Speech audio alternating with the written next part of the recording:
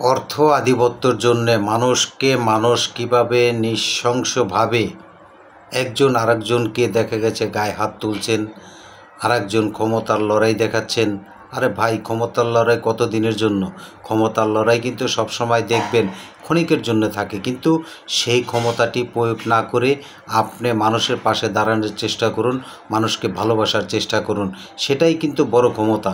আপনাকে যদি দেখা গেছে আপনার মানুষ আশেপাশের বন্ধুরা আছেন বা দেখা গেছে আপনার ফ্যামিলির লোক আছে, তারা যদি আপনাকে ভালোই না বাসে, আপনার এই ক্ষমতা দিয়ে কি করবেন ভাই?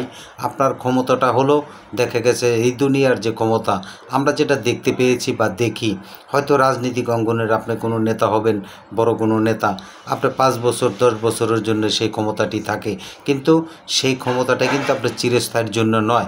কিন্তু 5 বছরের জন্য যে ক্ষমতাটি পেয়েছেন, সেই ক্ষমতার জন্য দেখা গেছে আপনি কারো না কাউকে আঘাত করছেন, সেই আঘাতের কারণে দেখবেন আল্লাহ তাআলা কিন্তু একটি সময় আপনাকে সঠিকভাবে আঘাত দিয়ে দিবে। এই যে আঘাতটা যে আপনি দিয়েছেন, যার কারণে আল্লাহ তাআলা আপনাকে দিয়েছেন, কিন্তু আল্লাহ তাআলার আঘাতটা কিন্তু 2 দিন পরে হোক, 10 দিন পরে হোক, একদিন না একদিন কি সেই আঘাতটি কিন্তু আপনি পাবেন। কিন্তু সেই আঘাতটি পাওয়ার জন্য কি আপনি ক্ষমতার দম্ভ দেখাবেন? আমি মনে করি না।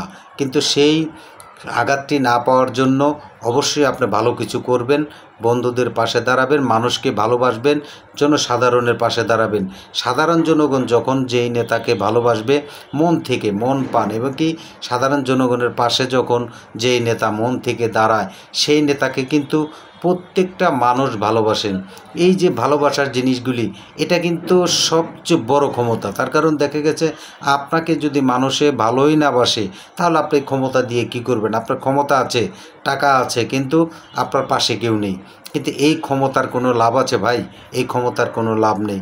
অতএব ক্ষমতার দম্ভ না দেখিয়ে আসুন আমরা জনগণের পাশে দাঁড়ানোর চেষ্টা করি, জনগণকে ভালোবাসি।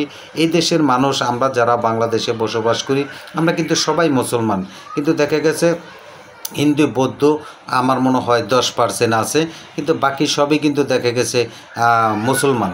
কিন্তু আমরা এই যে মুসলমান ভাই, এক ভাই আর এক ভাইকে যে আঘাত করছি, এটা কিন্তু মোটেও ঠিক না। আসলে এটা মানুষও পছন্দ করে না, এবং কি স্বয়ং আল্লাহ তাআলাও কিন্তু পছন্দ করে না।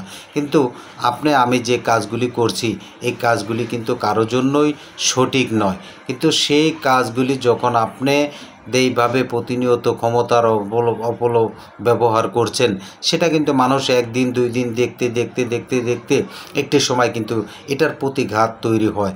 এই যে প্রতিঘাত তৈরি করার জন্য কেন ভাই আপনি সেই কাজগুলি করবেন? করার কোনো প্রয়োজন আছে? আমি মনে করি প্রয়োজন নেই।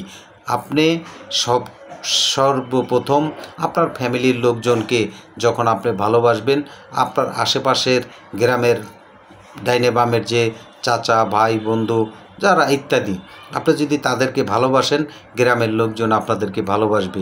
কিন্তু দেখা গেছে কিছু কিছু সময় রাজনীতি এমন একটা জিনিস যে চিন্তা করে যে আমি ক্ষমতা পেয়ে গেছি, এই ক্ষমতা অনেক নেতারা সহ্য করতে পারে না। সহ্য না করতে পেরে তারা কিন্তু দেখা গেছে এই অমুকের জমি দখল করবে, ওই অমুকের দোকান দখল করবে, এই যে লাহাজানি একটার পর একটা কিন্তু চলতে থাকে।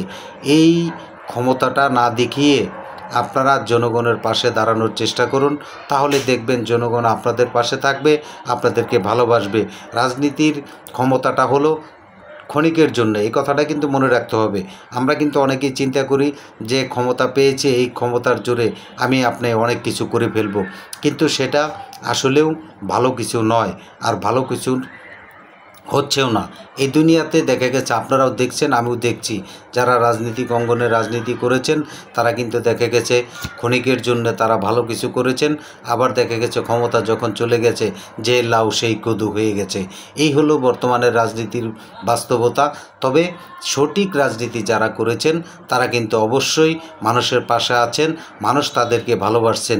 সঠিক রাজনীতি, সঠিক নেতৃত্ব তৈরি করার চেষ্টা করুন, তাহলে দেখবেন আপনি সেই ক্ষমতাটি একমাত্র আপনাকে জনগণ তৈরি করে দিবে। এটা আমি মনে করি, বিশ্বাস করি। সবাইকে ধন্যবাদ। আসসালামু আলাইকুম।